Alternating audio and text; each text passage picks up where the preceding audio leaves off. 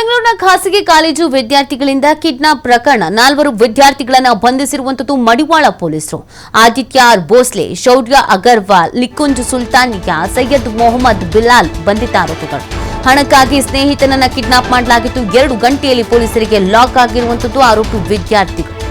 ನಕಲಿ metal gun, ಚಾಕು ಇದೆಲ್ಲ ಜಪ್ತಿ ಮಾಡಲಾಗಿದೆ ಇವುಗಳಿಂದ. ಕೃತ್ಯಕ್ಕೆ ಬಳಸಿದ ಒಂದು ಕಾರನ್ನು ವಶಕ್ಕೆ ಪಡೆದಿದ್ದಾರೆ ಪೊಲೀಸರು. ಆರೋಪಿಗಳ ವಶಕ್ಕೆ ಪಡೆದು ಮಡಿವಾಳ ಪೊಲೀಸರಿಂದ ವಿಚಾರಣೆ ನಡೆಸಲಾಗಿದೆ. ವಿದ್ಯಾರ್ಥಿಯನ್ನ ಅಪಹರಿಸಿ 50,000 ಹಣಕ್ಕೆ ಬೇಡಿಕೆ ಇಟ್ಟಿದ್ರು. ವಿದ್ಯಾರ್ಥಿ ಸ್ನೇಹಿತನಿಗೆ ಕರೆ ಮಾಡಿ 10,000 ಪಡೆದಿದ್ದ ಆರೋಪಿಗಳು ಬಳಿಕ 112ಕ್ಕೆ 112ಗೆ ಕರೆ ಮಾಡಿದ್ದ ದೂರು ನೀಡಿದ ಯುವಕನ ಸ್ನೇಹಿತರು ತಕ್ಷಣ ಲೊಕೇಶನ್ ಆಧರಿಸಿ ಆರೋಪಿಗಳ ಪತ್ತೆ ಮಾಡಿದ್ದಾರೆ ಪೊಲೀಸರು.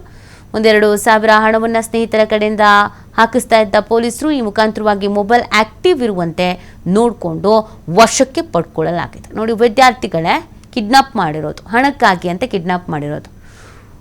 ಓದ್ಬಿಟ್ಟು ಕೆಲಸಕ್ಕೆ ಸೇರ್ಕೊಂಡು ದುಡಿಯೋದು ಹೆಂಗಿರತ್ತೆ, ಇವ್ರಿಗೆ ಓದಬೇಕಾದ್ರೆ ದುಡ್ಡು ಬೇಕಂತೆ, ಅದಕ್ಕೆ ಈ ಥರ ಕಿಡ್ನಾಪ್ ಮಾಡಿರೋದು. ಈಗ 1 2 3 3 2 1 ಅಂತ ಕಂಬಿ ಎಣಿಸ್ಬೇಕು ಇವಾಗ.